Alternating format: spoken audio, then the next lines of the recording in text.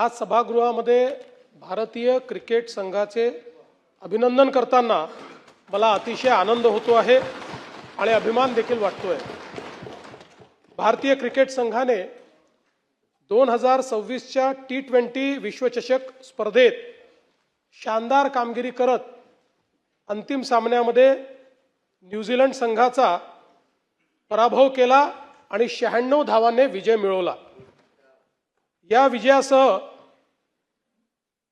भारताने तिसऱ्यांदा T20 विश्वचषक जिंकला। 3 वेळा T20 विश्वचषक जिंकणारा पहिला देश हा आपला भारत झालेला आहे। तसंच सलग दुसऱ्यांदा T20 चषक जिंकणारा देखील पहिला देश आपला भारत झालेला आहे। जगातल्या सर्वात मोठ्या अशा अहमदाबाद येथील नरेंद्र मोदी स्टेडियमवर जो अंतिम सामना झाला त्यात भारताने 20 षटकांमध्ये 5 बाद 255 धावांचा विक्रमी डोंगर हा त्या ठिकाणी उभा केला। T20 विश्वचषकाच्या अंतिम सामन्यातला आजपर्यंतचा हा सर्वाधिक स्कोर आहे, हे देखील अत्यंत महत्त्वाचं आहे। आणि भारतीय गोलंदाजाने न्यूझीलंड संघाचा डाव मात्र 159 धावांमध्ये त्या ठिकाणी गुंडाळला। विशेषतः आमच्या फलंदाजांनी अतिशय उत्कृष्ट कामगिरी केली।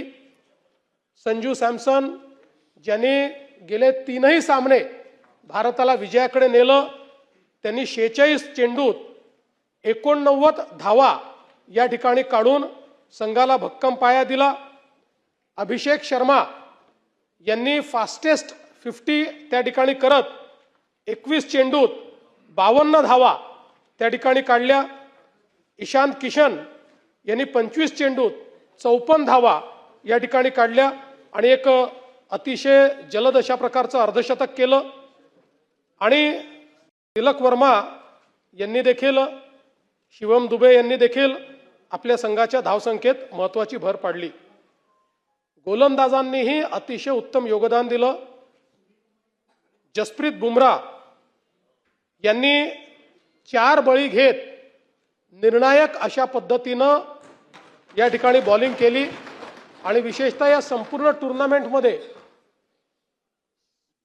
सर्वाधिक इकॉनॉमिक बॉलर म्हणून त्यांनी कमीत कमी धावा देत भारतीय संघाला त्या ठिकाणी जिंकवलं।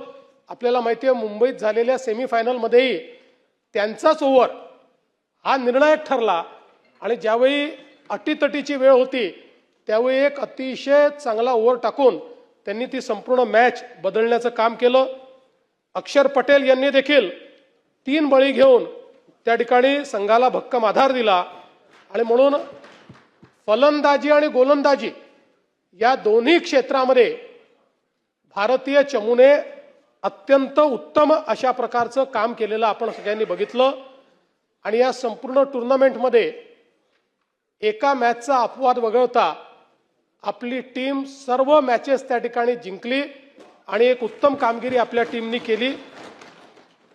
म्हणून आपल्या या विधानसभेच्या माध्यमातून भारतीय टीमचे कर्णधार सूर्यकुमार यादव आणि प्रशिक्षक गौतम गंभीर यांचं देखील मी मनापासून अभिनंदन करतो। संघ भावना, शिस्त आणि आत्मविश्वास या तिन्ही गोष्टी या संघामध्ये आपल्याला पाहायला मिळाल्या। आणि विशेषतः ज्याचा मी उल्लेख केला की संजू सॅमसन यांचा ऐनवेळी संघामध्ये प्रवेश झाला, पण मला असं वाटतं की ही संपूर्ण टुर्नामेंट एक प्रकारे त्यांनीच गाजवली असं जर आपण म्हटलं तर ते चुकीचं होणार नाही। आणि विशेषतः वेस्ट इंडिज आणि इंग्लंड विरुद्ध त्यांची जी काही त्या ठिकाणी बॅटिंग होती ती निर्णायक ठरली आणि काल तर ठरलीच। जसप्रीत बुमराह यांनी तर T20च नाही तर आता तिन्ही फॉर्मॅटमध्ये एक प्रकारे भारताचे एस बॉलर म्हणून त्या ठिकाणी नाव कमावलेलं आहे। एक भारतीय क्रिकेटला मिळालेला अनमोल खेळाडू म्हणून त्यांच्याकडे पाहिलं जातं। विशेषतः ईशान किशन यांचं देखील आपण विशेष अभिनंदन करूया, कारण अंतिम सामन्यापूर्वी एक दिवस आधी त्यांच्या घरी जवळचा अपघाती मृत्यू झाला.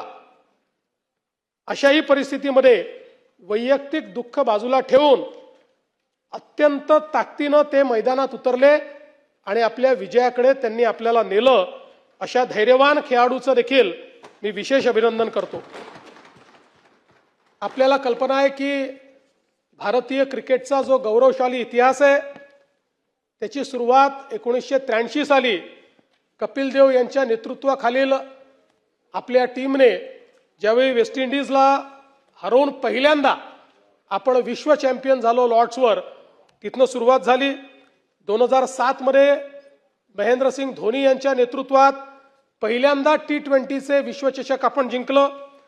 11 मध्ये एकदिवसीय विश्वचषक आपण जिंकलं आणि 2024 आणि 2026 पुन्हा T20 जिंकून आपण क्रिकेट या खेळामध्ये भारताचा डॉमिनन्स आणि भारतच या खेळाचा चॅम्पियन आहे हे आपण त्या ठिकाणी दाखवून दिलं.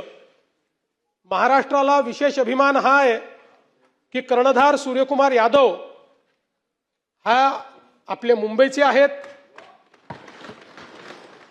त्यामुळे त्या ठिकाणी शिवम दुबे देखील आपल्या मुंबईचे आहेत आणि मुंबईने अनेक महान खेळाडू आपल्या देशाच्या टीमला दिले आहेत. मुंबई आणि महाराष्ट्राचं क्रिकेटमधलं जे कॉन्ट्रीब्युशन आहे हे आपल्या सर्वांना माहिती आहे आणि आज ही अतिशय आनंदाची गोष्ट आहे की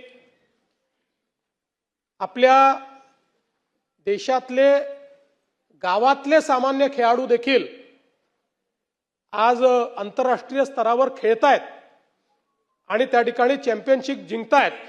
आणि हे सगळ्या खेळाडूंचा जर आपण बॅकग्राऊंड बघितलं तर यातले अनेक लोक अतिशय गरीब अशा अवस्थेतनं आलेले, ज्यांचे आई वडील कुठेही मोठे नाहीत किंवा ज्यांच्याकडे पैसा नाही, असे सगळे खेळाडू आज खेळाचं नाव मोठं करतायत, आपल्या देशाचं नाव मोठं करतायत आणि एक प्रकारे करिअर ऑपॉर्च्युनिटी देखील त्या माध्यमातून मिळते. आणि म्हणून ICC असेल, BCCI असेल, या सगळ्यांचं मी अतिशय मनापासून अभिनंदन करतो.